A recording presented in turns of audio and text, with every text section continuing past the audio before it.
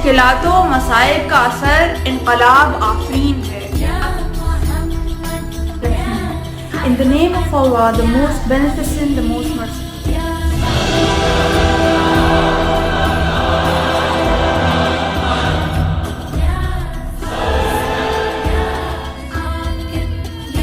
افکار مومن کے نام سے اس ویڈیو سیریز کا آغاز اس لیے کیا جا رہا ہے تاکہ اسلام کے صحیح تصورات کا احیاء کیا جائے، اللہ کی رحمت کے دروازے کھل جائیں اور ان کی مغفرت کا سامان ہو جائے.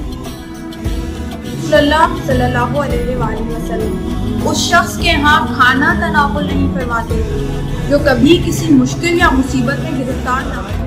کتابی بے یمین وقل دا بالجنانی بے یساری وحاسبنی حساب